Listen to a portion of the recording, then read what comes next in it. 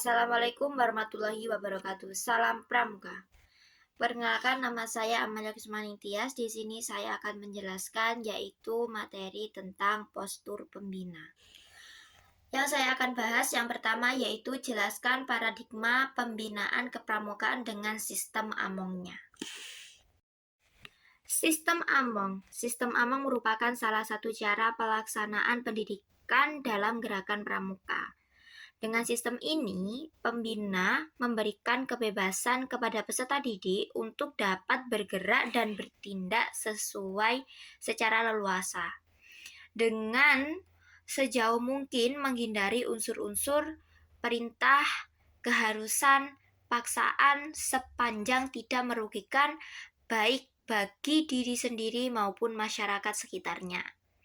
Tujuan untuk menumbuhkan dan mengembangkan rasa percaya diri dan kreativitas sesuai dengan aspirasi peserta didik.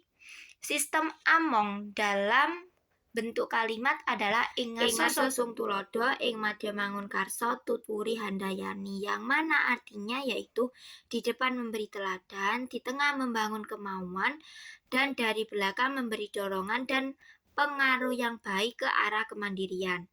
Tujuan Gerakan Pramuka sebagai organisasi pendidikan yang membina watak bagi kaum muda dikatakan tercapai dengan efektif jika sikap, perilaku, dan kegiatan peserta didik merupakan refleksi dari kegiatan kepramukaan.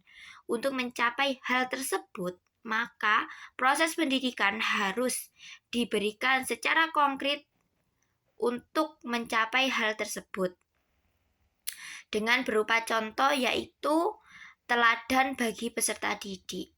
Teladan yang paling efektif adalah teladan dari pembina. Sikap dan perilaku pembina akan menjadi teladan dan dapat digunakan dalam kehidupan sehari-hari. Pembina perlu memberikan motivasi dan dorongan agar peserta didik mampu mengatasi permasalahan yang terjadi serta dapat mengembangkan diri, percaya diri, dan mampu berkarya atas karyanya yang positif. Sistem Among mewajibkan pembina pramuka merupakan kepemimpinan sebagai berikut. Pembina pramuka berperan sebagai pemberi teladan dan bersikap bijaksana. Khusus untuk pramuka siaga, pembina berperan lebih banyak sebagai pamong. Mengambil paksa untuk menimbulkan daya kreasi siaga dan memberikan dorongan dengan cara menyesuaikan diri pada sifat dan susunan usia siaga. Penjelasan yang berikutnya yaitu bagaimana cara membina siaga berdasarkan karakteristik usia pramuka siaga. Yang pertama yaitu dilakukan dengan penuh kasih sayang dan lemah lembut. Kemudian membina siaga adalah fase awal dalam pendidikan, maka sifat-sifat pembina siaga yang tidak bisa dicontoh oleh anak usia siaga harus tidak dimunculkan di permukaan. Misalnya seperti pembina merokok sembarangan, suka membentak, berkata agak jorok, membuang sampah sembarangan, dan lain sebagainya. Materi pembinaan pramuka siaga banyak dibungkus sehingga menarik, misalnya menceritakan sifat-sifat kepahlawanan dengan contoh setiap orang melalui dengan drama, kemudian bermain begitu.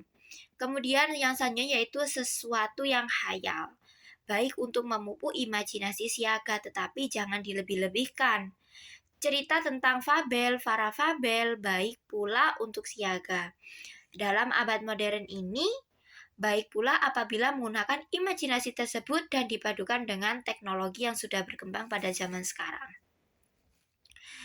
Kemudian yang selanjutnya yaitu permainan perang-perangan. Itu tidak cocok untuk kejiwaan siaga.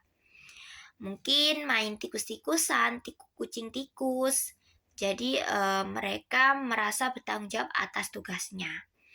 Kemudian siaga harus diperkenalkan secara nyata bagaimana setiap hari berbuat kebaikan, baik dalam latihan maupun melalui pesan pembina untuk melaksanakannya di rumah.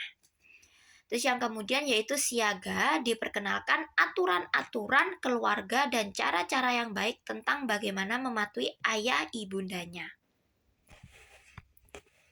Selanjutnya yaitu untuk melatih kreativitas siaga, yaitu dengan otak sebelah kanan.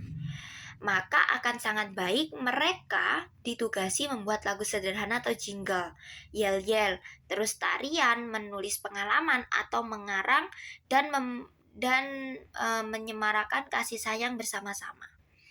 Kemudian yang selanjutnya yaitu kehidupan siaga itu ada di perindukan dan pembina itu lebih banyak ing ngarsa sung tulodo. Penjelasan yang ketiga yaitu jelaskan fungsi dan tugas pembina siaga. Tugas pokok pembina siaga adalah mendidik para pramuka siaga agar tumbuh dan berkembang menjadi sosok yang sesuai dengan tujuan gerakan pramuka. Pendidikan yang dilaksanakan dalam perindukan dan barung adalah pendidikan interaktif dan komunikatif antar teman sebaya. Pembina siaga mempunyai tugas yaitu yang pertama membina pramuka siaga dengan menerapkan prinsip dasar kepramukaan, metode kepramukaan, dan sistem among seperti yang sudah dijelaskan di awal tadi. Yang kedua yaitu merencanakan kegiatan pramuka siaga dengan memperhatikan 3 pilar kegiatan kepramukaan, yaitu yang pertama adalah modern atau kekinian, baru, tidak ketinggalan zaman. Yang kedua yaitu bermanfaat bagi peserta didik dan masyarakat lingkungan dan taat asas. Yang selanjutnya itu memberikan motivasi, stimulasi, bimbingan, bantuan, dan menyediakan fasilitas kegiatan. Yang selanjutnya itu membangun dan memelihara serta mengembangkan pendidikan agar dapat menyelenggarakan program kegiatan sesuai dengan kebutuhan siaga. Kemudian mendorong agar Dewan Siaga bekerja secara efektif, mengadakan kerjasama dengan orang tua atau wali siaga dan berupaya melibatkan mereka dalam kegiatan atau pelaksanaan kegiatan kepramukaan. Yang selanjutnya yaitu memberikan laporan kepada ketua gudeg tentang perkembangan perindukannya. Yang selanjutnya yaitu berusaha meningkatkan kemampuan dan keterampilan serta pengetahuan yang diperlukan untuk melaksanakan tugas. Sekian video saya. Semoga bermanfaat dan mohon maaf apabila ada kekurangan. Terima kasih. Wassalamualaikum warahmatullahi wabarakatuh. Salam Pramuka.